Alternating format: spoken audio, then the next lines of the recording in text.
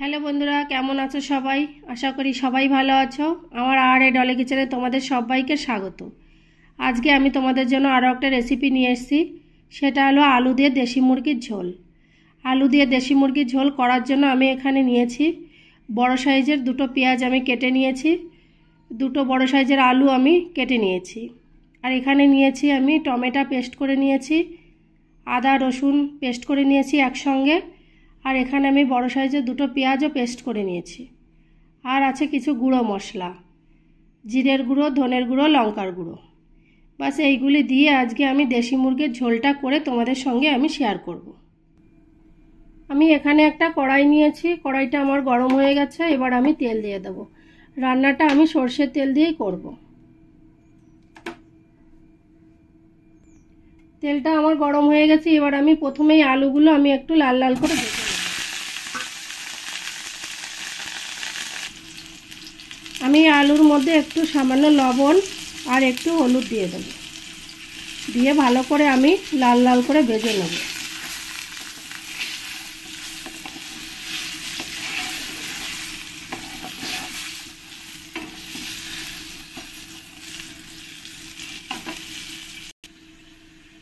আমার আলুগুলো দেখো ভালো করে লাল লাল করে ভাজা হয়ে গেছে। আমি এখন একটা পাত্রে তুলে নেব।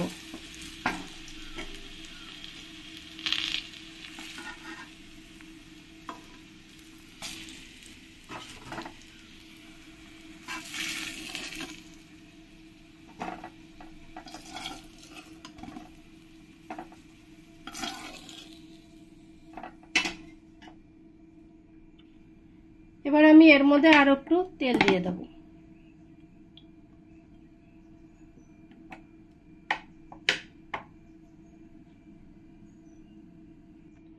তেলটা আমার ভালো হয়ে গরম হয়ে গেছে। এবার আমি এর মধ্যে শুকনো লঙ্কা, তেজপাতা আর কিছু গোটা মশলা দিয়ে দেব, দিয়ে ভালো করে আমি একটু ভেজে নেব।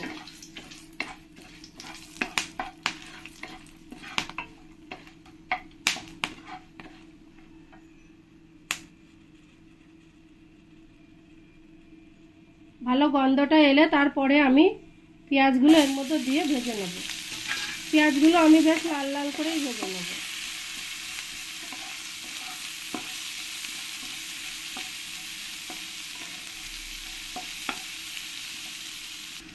পেঁয়াজটা দেখো আমার ভালো করে লাল লাল করে ভাজা হয়ে গেছে। এরপরে আমি যে পেঁয়াজটা পেস্ট করে রেখেছি এখান থেকে বড় সাইজের 1 চামচ দিয়ে দেবো, দিয়ে ভালো করে একসঙ্গে আমি পেঁয়াজের সঙ্গে কষিয়ে নেব। এবার আমি এর মধ্যে আদা রসুন পেস্ট করে রেখেছি, সেটাই বড় চামচের 1 চামচ দিয়ে দেবো, দিয়ে ভালো করে আমি কষিয়ে নেব। কাঁচা গন্ধটা যতক্ষণ থাকবে আদা রসুনের ততক্ষণ আমি এটাকে ভালো করে কষিয়ে নেব।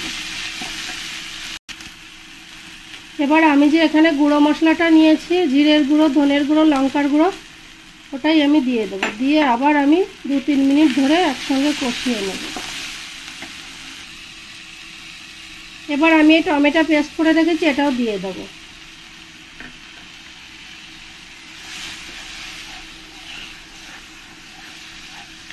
টমেটোটা দিয়ে ভালো করে কষাতে হবে, যতক্ষণ মশলা দিয়ে তেলটা না ছাড়বে ততক্ষণ এই মশলাটাকে কষিয়ে নিতে হবে। এবার আমি এর মধ্যে খুব সামান্য একটু জল দিয়ে দেব। আমার মশলাটা যেন পুড়ে না যায় সেই জন্য আমি একটু জল দিয়ে ভালো করে কষিয়ে নেব।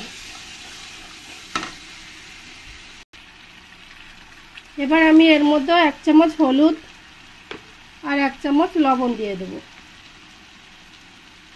দিয়ে ভালো করে আমি নেড়ে দেব।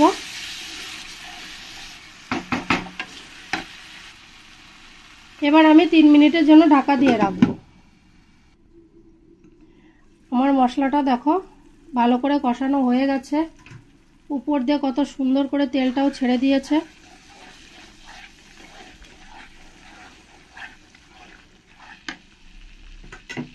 এরপরে আমি এই চিকেনটাকে এর মধ্যে দিয়ে দেব,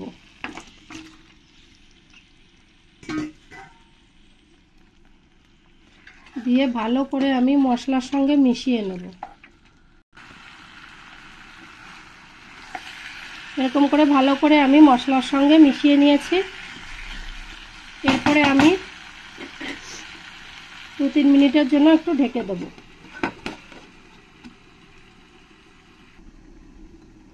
3 মিনিট হয়ে গেছে আমার। দেখো চিকেনটা দিয়ে অনেকটা জলও ছেড়ে দিয়েছে।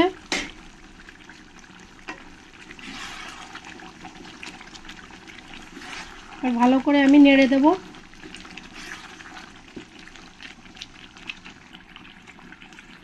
ভালো করে আর একবার এরকম করে নেড়ে দেব। নেড়ে দিয়ে আবার আমি কিছুক্ষণের জন্য ঢেকে দেব। এবার আমি ঢাকনাটা তুলে দেব। দেখো অনেকটাই ঝোল শুকিয়ে এসছে।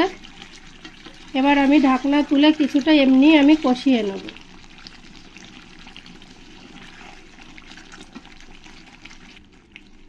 এবার আমি এর মধ্যে যে আলুগুলো ভেজে রেখেছিলাম এই ভাজা আলুগুলো দিয়ে দেবো। দিয়ে ভালো করে আমি আবার 2-3 মিনিট ধরে এরকম করে কষিয়ে নেব। আমার চিকেনটা ভালো করে কষানো হয়ে গেছে। দেখো জলটা পুরো শুকিয়ে গেছে। এবার আমি জল দিয়ে দেব।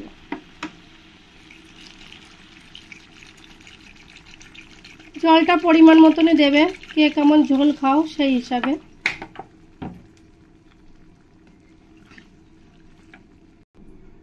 জলটা দিয়ে আবার আমি 4-5 মিনিটের জন্য আমি ঢেকে দেব। দেখো আমার চিকেনটা প্রায় রেডি হয়ে গেছে। এবার আমি একটু গরম মশলার গুঁড়ো দিয়ে দেব। দিয়ে ভালো করে একবার নেড়ে দেব।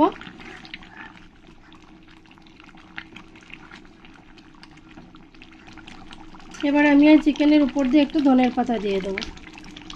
এই ধনের পাতা তোমরা যারা পছন্দ করো তারা দেবে, যারা পছন্দ না করো তারা নাও দিতে পারো, কিন্তু ধনের পাতাটা দিলে টেস্ট একটু বেশি দ্বিগুণ বেড়ে যাবে, খেতেও বেশ ভালো লাগবে। আমার চিকেনটা পুরো রেডি হয়ে গেছে। এবার আমি একটা পাত্রে নামিয়ে নেব। তাহলে বন্ধুরা, আলু দিয়ে আমার দেশি মুরগির ঝোলটা পুরো রেডি। তোমাদের কেমন লেগেছে তোমরা কমেন্টে আমাকে অবশ্যই জানাবে। আর এই রেসিপিটা যদি তোমাদের ভালো লাগে আমার চ্যানেলটিকে তোমরা লাইক শেয়ার কমেন্ট করবে। আর তোমরা যারা নতুন আছো তারা অবশ্যই সাবস্ক্রাইব করবে। ভালো থাকবে।